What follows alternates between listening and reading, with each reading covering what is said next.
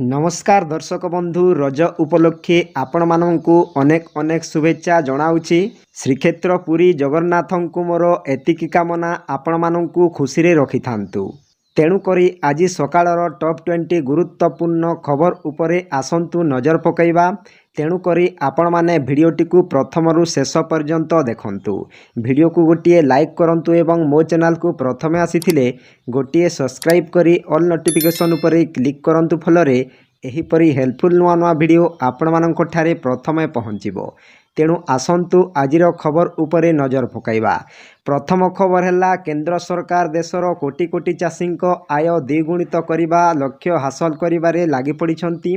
एथिपाई अन्यान्य पदक्षेप व्यतीत प्रधानमंत्री किसान सम्मान निधि योजना चली। एही योजना माध्यम रे चाषी मानंकु आर्थिक सहायता जोगाई दिया जाउछि। एही समय रे चाषी माने खूब शीघ्र खुशी खबर पाइबाकू जाउछंती। प्रधानमंत्री किसान सम्मान निधिर 20तम किस्ती केंद्र सरकार 20 जून रे देबे। ए विषय रे ए पर्यंत कौनसी सरकारी विवृत्ति घोषणा करिनाहंती, किंतु तारीख घोषणा हो जाइछि। किस्ती पाइबा पाई चाषी माने ई-केवाईसी करिबा अत्यंत गुरुत्वपूर्ण बोली प्रधानमंत्री नरेंद्र मोदी कहिछंती। ई-केवाईसी बिना 20तम किस्तीर 2000 टंका अटकी जाइपारे। तेणु आपण माने यथाशीघ्र आपण मानकर पाखर जनसेवा केंद्र को जाई आपण माने पीएम किसान योजना रे ई-केवाईसी करंतु, नचेत आपण मानकर किस्ती टंका अटकी जाइपारे। जे मानकर किस्ती टंका अटकी जाइछि किंबा किसान योजना पाउनाहंती, आपण माने यथाशीघ्र आपण मानकर पीएम किसान योजना रे ई-केवाईसी करंतु एवं आपण मानकर जमी गुड़िक जांच करंतु। तापरे आपण मानकर बैंक खाता रे आधार लिंक करंतु। 100% ग्यारंटीर सहित कहूछि निश्चय आपण मानक पीएम किसान टंका मिली जिवो। जदि आपण मानक मनरे कौनसी प्रश्न अछि ताहेले कमेंट साहाय्य रे कमेंट करंतु, मु निश्चय रिप्लाई देबी। परवर्ती खबर, राज्य रे बीजेपी सरकार वर्ष पूर्ति उपलक्षे राज्यवासी को जोगाण विभागर बड़ उपहार। प्रति पंचायत रे खोलिबो जनपोषण केन्द्र। रिहाती दर रे राशन सामग्री जोगाई देबे सरकार। एने खाद्य जोगाण मंत्री कृष्णचंद्र पात्र सूचना देइछंती। मंत्री कहिछंती जे पोषण केन्द्र रे सब्सिडी दर रे मिलिबो चाउल, अटा, चीनी, लुण, डाली परी अत्यावश्यकीय सामग्री। पायलट प्रकल्प भावे 5टी योजना पोषण केन्द्र खोलिबाकू योजना करिसंती। मध्यवित्त वर्ग लोकंकू एही योजना रे शामिल कराजिबो। योग्यता मापदंड कौन रहिबो से नै विभाग गाइडलाइन प्रस्तुति करुछि। वर्तमान 3,26,00,000 हिताधिकारी खाद्य सुरक्षा रे अंतर्भुक्त अछंती। तेबे जनपोषण केन्द्र हेले प्राय 50 लाख अधिक हिताधिकारी शामिल होई पारंती बोली खाद्य जोगाण मंत्री कहिसंती। परवर्ती खबर, राज्य रे मौसुमी पुणी सक्रिय होईछि। एहा भवानीपाटना और पुरी को अग्रसर होईछि। राज्यर अन्य स्थान को अग्रसर पाई पाणीपाग स्थिति अनुकूल रही। शुक्रवार ठारू मौसुमी वर्षा बढ़िबो। 15 तारिखरू किछि स्थान रे अधिक वर्षा हेबो बोली पाणीपाग विभाग पूर्वानुमान करिसंती। 13 तारिख रे बालेश्वर, मयूरभंज, केन्दुझर, भद्रक, केन्द्रापड़ा, कोरापुट, मालकानगिरी और रायगड़ा रे घड़घड़ी सह वर्षा होई पारे। परवर्ती खबर, गुजरात रो अहमदाबाद ठारे घटिथिबा भयंकर विमान दुर्घटना केवल समग्र देश को नुहे विदेशर लोकंकु मध्य झटका देइछि। अत्यधिक गति रे टेकअप करुथिबा विमानटी सीधा सड़क एक हॉस्पिटल रो हॉस्टेल बिल्डिंग रे पसी जाइथिला। तीव्र विस्फोरण, निया, धुआं एवं चित्कार मध्य समस्ते आतंकित होई पड़िथिले।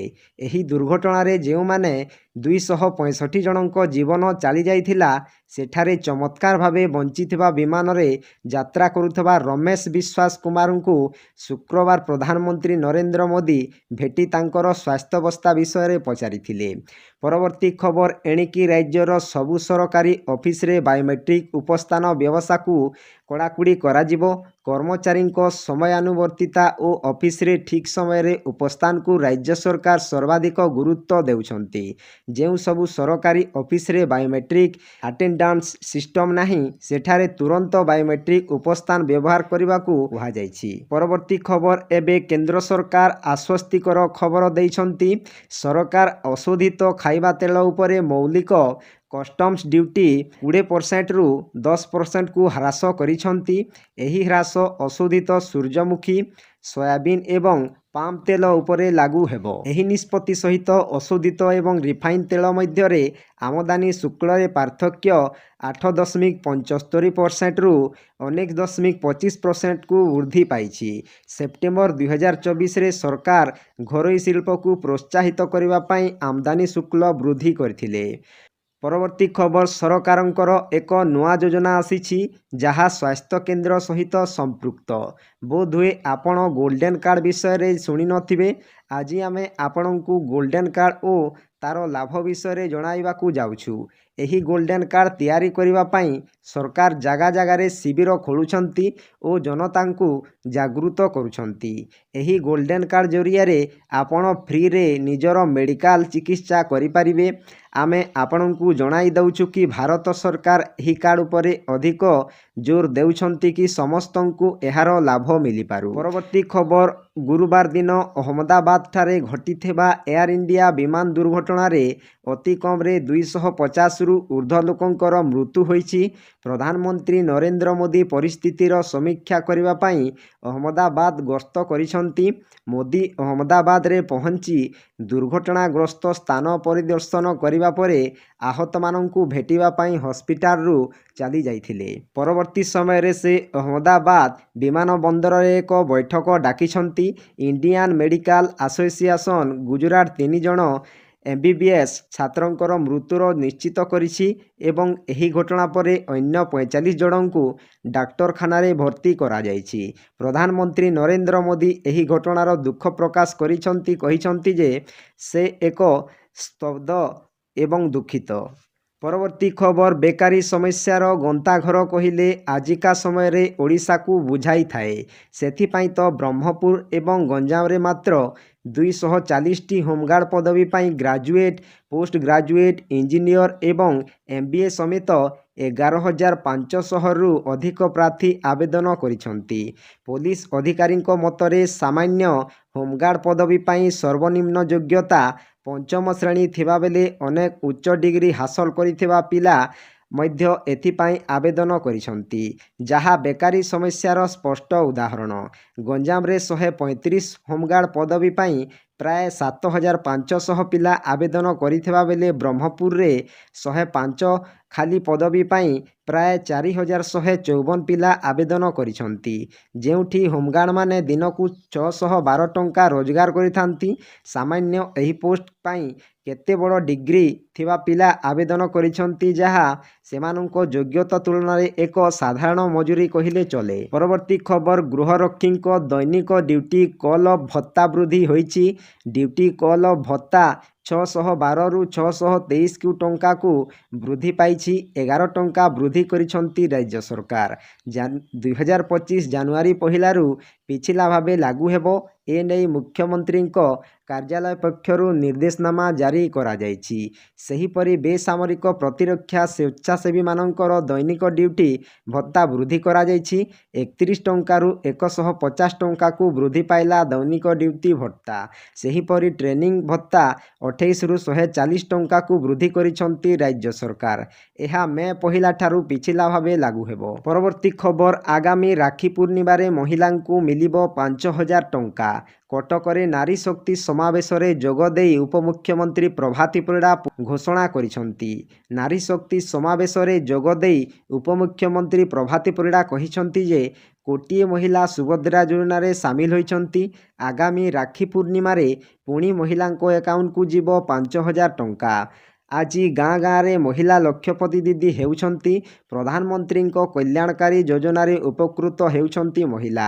ବିକଶିତ ଓଡ଼ିଶାର ଦାୟିତ୍ୱ ଆମ ରାଜ୍ୟର ମହିଳା ନେବେ ବୋଲି ନାରୀ ଶକ୍ତି ସମାବେଶରେ ଯୋଗଦେଇ ଉପମୁଖ୍ୟମନ୍ତ୍ରୀ ପ୍ରଭାତୀ ପରିଡ଼ା କହିଛନ୍ତି। ଯେଉଁମାନେ ଏପର୍ଯ୍ୟନ୍ତ ସୁଭଦ୍ରା ଟଙ୍କା ପାଇନାହାନ୍ତି, ଆପଣମାନେ ଦୟାକରି କମେଣ୍ଟ ସାହାଯ୍ୟରେ କମେଣ୍ଟ କରନ୍ତୁ। ମୁଁ ନିଶ୍ଚିତ ଭାବରେ ରିପ୍ଲାଏ ଦେବି।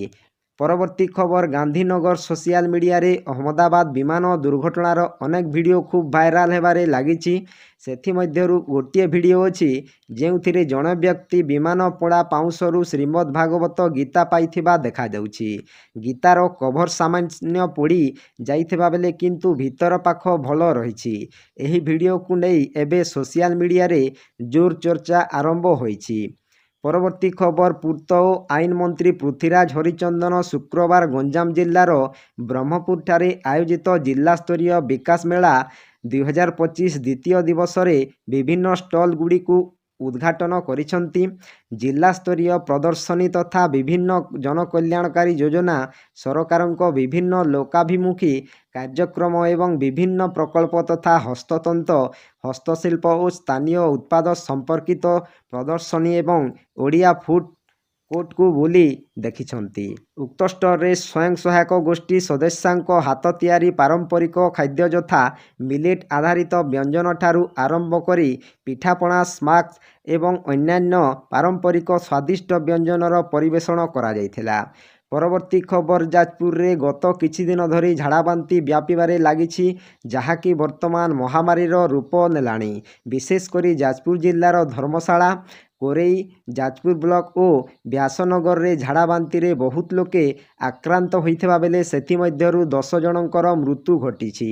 ଗତକାଲି 7 ଜଣଙ୍କର ମୃତ୍ୟୁ ହୋଇଥିବା ବେଳେ ଗୁରୁତର ଅବସ୍ଥାରେ ଅଧିକ ଚିକିତ୍ସା ନିମନ୍ତେ ଯାଜପୁର ବ୍ଲକ ଖଇରାବାଦ ପଞ୍ଚାୟତ ହାଜାରିସାହି ଗ୍ରାମର ଅନିଲ ସିଂଙ୍କ ମୃତ୍ୟୁ ଘଟିଥିବା ବେଳେ ଗୁରୁବାର ଚିକିତ୍ସିତ ଅବସ୍ଥାରେ ଦଶରଥପୁର ବ୍ଲକ ଚିତୋଳା ପଞ୍ଚାୟତ ଝାଡ଼ଗାଁ ଗ୍ରାମର ପବିତ୍ର ଦାସ ଓ ଯାଜପୁର ବ୍ଲକ ଭଇଁପୁର ପଞ୍ଚାୟତ ମଇପଡ଼ା ଗ୍ରାମର ସେବତୀ ଘଡ଼େଇଙ୍କ ମୃତ୍ୟୁ ଘଟିଛି। ପରବର୍ତ୍ତୀ ଖବର ମୟୂରଭଞ୍ଜ ଜିଲ୍ଲା ରାଇରଙ୍ଗପୁର ବ୍ଲକ ପରିସରରେ ଥିବା ମିଶନ ଶକ୍ତି ଗୃହ ପରିସରରେ ବ୍ଲକସ୍ତରୀୟ ସୁଭଦ୍ରା ଶକ୍ତି ପାରମ୍ପରିକ ଖାଦ୍ୟ ପ୍ରତିଯୋଗିତା ଅନୁଷ୍ଠିତ ହୋଇଯାଇଛି। ଏହି ନିଆରା କାର୍ଯ୍ୟକ୍ରମ ବିଡ଼ିଓ ଧାନାଇ କିସ୍କୁଙ୍କ ଅଧ୍ୟକ୍ଷତାରେ ଅନୁଷ୍ଠିତ କାର୍ଯ୍ୟକ୍ରମରେ ମୁଖ୍ୟ ଅତିଥି ଭାବେ ବ୍ଲକର ଅଧ୍ୟକ୍ଷ ଜ୍ଞାନରଞ୍ଜନ ହେମ୍ବ୍ରମ, ସମ୍ମାନିତ ଅତିଥି ମୟୂରଭଞ୍ଜ ଲୋକସଭା ସାଂସଦଙ୍କ ପ୍ରତିନିଧି ତଥା ବିଜେପି ରାଜ୍ୟ ସମ୍ପାଦକ ନବୀନ ରାମ, ରାଇରଙ୍ଗପୁର ବିଧାୟକ ଜଲେନ ନାୟକ, ସିଡିପିଓ କୁଇଲିମଣି ଟୁଟୁ ପ୍ରମୁଖ ଯୋଗଦେଇ ଉଦ୍ଘାଟନ କରିଥିଲେ। ପରବର୍ତ୍ତୀ ଖବର ମୃତକଙ୍କ ପରିବାରକୁ ମିଳିବ ସହାୟତା ରାଶି। ବିମାନ ଦୁର୍ଘଟଣାରେ ପ୍ରାଣ ହରାଇଥିବା ସମସ୍ତ ମୃତକଙ୍କ ପରିବାରଙ୍କୁ ମିଳିବ ସହାୟତା ରାଶି। ଏହି ସହାୟତା ରାଶି ଦେବେ ଟାଟା ଗ୍ରୁପ। ପ୍ରତି ମୃତକଙ୍କ ପରିବାରଙ୍କୁ ମିଳିବ 1 କୋଟି ଲେଖାଏଁ ସହାୟତା ରାଶି। ଏନେଇ ଟାଟା ଗ୍ରୁପ ପକ୍ଷରୁ ସୂଚନା ଦିଆଯାଇଛି। ଆଜି ଅପରାହ୍ନରେ ଗୁଜରାଟର ଅହମ୍ମଦାବାଦରେ ଏୟାର ଇଣ୍ଡିଆ ବିମାନ ଦୁର୍ଘଟଣାଗ୍ରସ୍ତ ହୋଇଥିଲା, ଯେଉଁଥିରେ ଥିଲେ 242 ଜଣ ଲୋକ। କୁହାଯାଇଛି ଏହି ଦୁର୍ଘଟଣାରେ ମାତ୍ର ଜଣେ ଯାତ୍ରୀ ଜୀବିତ ଅଛନ୍ତି। ତାଙ୍କର ହସ୍ପିଟାଲରେ ଚିକିତ୍ସା ଚାଲିଛି। ଏହାସହ ଗୁଜରାଟର ପୂର୍ବତନ ମୁଖ୍ୟମନ୍ତ୍ରୀ ଏବଂ ଏହି ବିମାନ ଦୁର୍ଘଟଣାର ପ୍ରାଣ ହରାଇଥିବା ସୂଚନା ମିଳିଛି। ପରବର୍ତ୍ତୀ ଖବର ରଥଯାତ୍ରାକୁ ଶୃଙ୍ଖଳିତ କରିବା ପାଇଁ କାର୍ଯ୍ୟନିର୍ବାହୀ ମାଜିଷ୍ଟ୍ରେଟ ଭାବରେ 30 ଜଣ ଅଧିକାରୀଙ୍କୁ ନିୟୋଜିତ କରିଛନ୍ତି ସରକାରଙ୍କ ଅତିରିକ୍ତ ସଚିବ। ପୁରୀ କଲେକ୍ଟରଙ୍କ ଆବେଦନ ପରେ 30 ଜଣ ଅଧିକାରୀଙ୍କୁ ଏହି ନୂଆ ଦାୟିତ୍ୱ ଦେଇଛନ୍ତି ଅତିରିକ୍ତ ସଚିବ। ଆସନ୍ତା 23/6/2025ରୁ 9/7/2025 ପର୍ଯ୍ୟନ୍ତ କାର୍ଯ୍ୟନିର୍ବାହୀ ମାଜିଷ୍ଟ୍ରେଟ ଭାବରେ କାର୍ଯ୍ୟ କରିବା ପାଇଁ ଓଏସ୍ଏସ୍ ଅଧିକାରୀମାନଙ୍କ ପାଇଁ ତାଲିକା ଆସିଛି। ତାଲିକା ଅନୁଯାୟୀ ରଥଯାତ୍ରା ସମୟରେ ଆଇନ ଶୃଙ୍ଖଳା ପରିସ୍ଥିତି ବଜାୟ ରଖିବା ପାଇଁ ଏହି 30 ଜଣ ଅଧିକାରୀଙ୍କୁ ନିୟୋଜିତ କରାଯାଇଛି। ପରବର୍ତ୍ତୀ ଖବର ଭାରତୀୟ ଦଳ ଇଂଲଣ୍ଡ ଗସ୍ତରୁ ଫେରିବା ପରେ ୱେଷ୍ଟଇଣ୍ଡିଜ ଓ ଦକ୍ଷିଣ ଆଫ୍ରିକା ବିପକ୍ଷରେ ଘରୋଇ ସିରିଜ୍ ଖେଳିବ। ୱେଷ୍ଟଇଣ୍ଡିଜ ଅକ୍ଟୋବର ମାସରେ ଆସି 2ଟି ଟେଷ୍ଟ ଖେଳିବ। ପ୍ରଥମ ଟେଷ୍ଟ ଅକ୍ଟୋବର 2ରୁ ଏବଂ ଦ୍ୱିତୀୟ ଟେଷ୍ଟ 10 ତାରିଖରୁ ଆରମ୍ଭ ହେବ। ୱେଷ୍ଟଇଣ୍ଡିଜ ଫେରିଯିବା ପରେ ଦକ୍ଷିଣ ଆଫ୍ରିକା ଆସିବ। ଦଳ ଏହି ଗସ୍ତରେ 2ଟି ଟେଷ୍ଟ, 5ଟି ଟି20 ଏବଂ 3 ଦିନିକିଆ ଖେଳିବ। ନଭେମ୍ବର 14ରୁ ପ୍ରଥମ ଟେଷ୍ଟ ଏବଂ 22ରୁ ଦ୍ୱିତୀୟ ଟେଷ୍ଟ ଆରମ୍ଭ ହେବ। ଦିନିକିଆ ନଭେମ୍ବର 30ରୁ ଆରମ୍ଭ ହୋଇ ଡିସେମ୍ବର 6ରେ ଶେଷ ହେବାର ସୂଚୀ ରହିଛି। ଯେମିତି ଡିସେମ୍ବର 9ରୁ ଟି20 ଆରମ୍ଭ ହୋଇ 19 ତାରିଖରେ ଶେଷ ହେବ। ପରବର୍ତ୍ତୀ ଖବର ପୁରୀ ରଥ ନିର୍ମାଣର 43ତମ ଦିବସରେ 3 ରଥରେ 14 ନାହାକା ବୁଲିଛି। 3 ରଥର ମୁଖ୍ୟ ମହାରଣାଙ୍କ ଉପସ୍ଥିତିରେ ସହଯୋଗୀ ମହାରଣା ଏବଂ ଭୋଇ ସେବକମାନେ ମିଶି 3 ରଥରେ 14 ନାହାକା ବୁଲାଇଥିଲେ। ପ୍ରଥମ ଭୂଇଁ 6 କାଠିରେ ପାଖୁଡ଼ା ବିଶିଷ୍ଟ ସଂଯୋଗ ହୋଇ ପ୍ରଥମ ଭୂଇଁ ବା ମୂଳ ଭୂଇଁ। ରଥ ନିର୍ମାଣ ସେବକଙ୍କ ଭାଷାରେ ଏହି 14 ନାହାକା ହେଉଛି 10ଟି ପନିକି ପଟା ଏବଂ 4ଟି ଚଢ଼େଇକୁ ନେଇ ଗଠିତ। ପରବର୍ତ୍ତୀ ଖବର 314ଟି ବ୍ଲକ, 115ଟି ବିଜ୍ଞାପିତ ଅଞ୍ଚଳ ପରିଷଦ ଏବଂ 5ଟି ମହାନଗର ନିଗମରେ ଗଡ଼ିଲା ସ୍ୱତନ୍ତ୍ର ବିକାଶ ବାହନ। ସମସ୍ତ ଯୋଜନାର ଅପହଞ୍ଚ ଅଞ୍ଚଳରେ ରହୁଥିବା ଲୋକଙ୍କ ନିକଟରେ ପହଞ୍ଚିବ। ଜନତାଙ୍କ ସେବାରେ ହିଁ ଜୀବନର ସାର୍ଥକତା। ଲୋକଙ୍କ ସହିତ ଯୋଡ଼ି ହେବାର ପ୍ରୟାସ ଆମ ସରକାରଙ୍କ ହଲମାର୍କ। ମୁଖ୍ୟମନ୍ତ୍ରୀ ଭୁବନେଶ୍ୱର ରାଜ୍ୟ ସରକାରଙ୍କ 1 ବର୍ଷ ପୂର୍ତ୍ତି ଅବସରରେ ଆଜି ପଞ୍ଚାୟତରାଜ ଓ ପାନୀୟ ଜଳ ବିଭାଗ ପକ୍ଷରୁ ଆୟୋଜିତ ରାଜ୍ୟସ୍ତରୀୟ ବିକାଶ ବାହନ ଯାତ୍ରାର ଶୁଭାରମ୍ଭ ସ୍ଥାନୀୟ ମହାତ୍ମା ଗାନ୍ଧୀ ମାର୍ଗରେ ମୁଖ୍ୟମନ୍ତ୍ରୀ ଶ୍ରୀ ମୋହନ ଚରଣ ମାଝୀ କରିଥିଲେ। ପରବର୍ତ୍ତୀ ଖବର ଭାରତୀୟ ତଟରକ୍ଷୀ ବାହିନୀ 2025 ପାଇଁ ନାବିକ ଏବଂ ଯାନ୍ତ୍ରିକ ପଦବୀ ପାଇଁ ଏକ ବଡ଼ ନିଯୁକ୍ତି ବିଜ୍ଞପ୍ତି ପ୍ରକାଶ କରିଛି। ଏହି ନିଯୁକ୍ତି କୋଷ୍ଟଗାର୍ଡ ଏନରୋଲ୍ଡ ପର୍ସନେଲ ଟେଷ୍ଟ 1-2024 ଏବଂ 2-2024 ବ୍ୟାଚ୍ ଅଧୀନରେ ହେବ। ଏହା ଭାରତୀୟ ଯୁବକମାନଙ୍କ ପାଇଁ ଦେଶ ସେବା କରିବାର ଏକ ସୁବର୍ଣ୍ଣ ସୁଯୋଗ। ମୋଟ 630ଟି ପଦବୀ ପାଇଁ ଆବେଦନ ଗ୍ରହଣ କରାଯାଉଛି, ଯେଉଁଥିରେ 530ଟି ନାବିକ, 40ଟି ନାବିକ ଏବଂ 60ଟି ଯାନ୍ତ୍ରିକ ପଦବୀ ରହିଛି। ଆବେଦନ ତାରିଖ 11 ଜୁନ 2025। ଆବେଦନର ଶେଷ ତାରିଖ 25 ଜୁନ 2025। ଆବେଦନ ମୋଡ଼ ଅନଲାଇନ୍ ଅଫିସିଆଲରେ ଆପଣମାନେ ଆବେଦନ କରିପାରିବେ। ତ ଆପଣମାନେ କିଛି ସମୟ ଭିତରେ ଆପଣମାନେ 20ଟି ଖବର ଜାଣିପାରିଲେ। ଯଦି ଭିଡ଼ିଓଟି ଭଲ ଲାଗିଥାଏ ଗୋଟିଏ ଲାଇକ୍ କରନ୍ତୁ ଏବଂ ମୋ ଚ୍ୟାନେଲକୁ ପ୍ରଥମେ ଆସିଥିଲେ ଗୋଟିଏ ସବସ୍କ୍ରାଇବ୍ କରି ଅଲ୍ ନୋଟିଫିକେସନକୁ ଅନ୍ କରନ୍ତୁ, ଫଳରେ ଏହିପରି ହେଲ୍ପଫୁଲ୍ ନୂଆ ନୂଆ ଭିଡ଼ିଓ ଆପଣମାନଙ୍କ ଠାରେ ପ୍ରଥମେ ପହଞ୍ଚିବ। ତ ଭିଡ଼ିଓକୁ ଏଇଠି ଏଣ୍ଡ କରୁଛି। ଜୟ ଜଗନ୍ନାଥ।